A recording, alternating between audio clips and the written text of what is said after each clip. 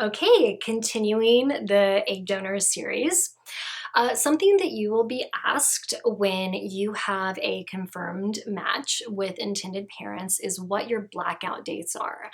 And what this means is what are the dates that you are absolutely unavailable to either go in for monitoring appointments or to be, taking the fertility medications. Because once you start those fertility medications, in some cases, you will need to go in for monitoring, which is usually an ultrasound and blood work almost every day that you are on those medications, sometimes every other day, depending on how you respond to the medications.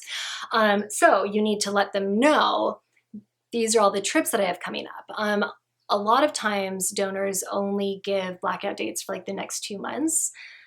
But because of all the unforeseen things that can happen during an egg donor cycle, I recommend that donors give blackout dates for the next 6 months. Hopefully it doesn't drag on that long, but I think it's really important for them to understand, like, these are all the times that I cannot do it. Say, for example, 3 months from when you get a confirmed match, you're going to Europe for a month. It's really important that they know that so they understand that, no, we can't keep just like pushing the cycle. It has to happen in the next 3 months.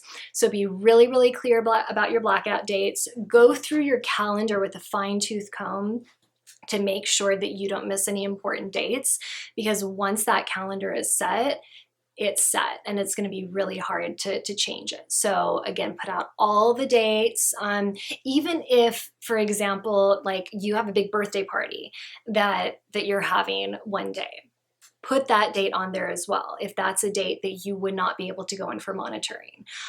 So essentially, you're saying any date that is not a blackout date, you are available to go get monitoring, typically in the morning. It'll usually happen sometime in the morning. So be really clear about those blackout dates. Know that they deserve to be honored. The agency or the clinic, they might ask if some of the dates are flexible, and of course that's your choice if some are, but be really straight up with that.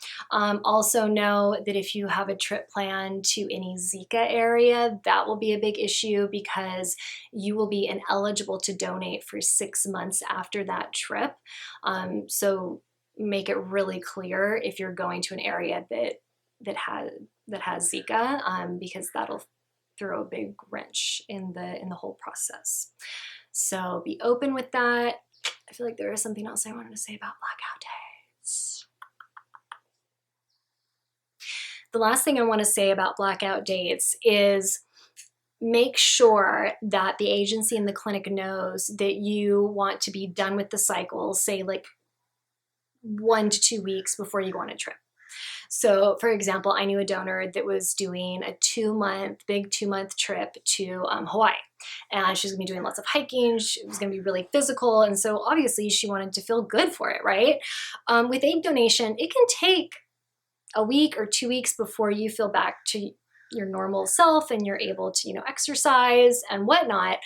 So make sure that cushion is put in there. So you might say, okay, this is the date that I'm actually leaving for this trip, but the cycle needs to be done by this date.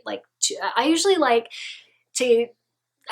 donors to have at least a 2-week window just in case the cycle runs a little bit longer, because sometimes, for example, especially if it is your first cycle, you're taking the medications and maybe you respond a little bit different than they expected and they need to have you on medication for a few more days than they originally thought.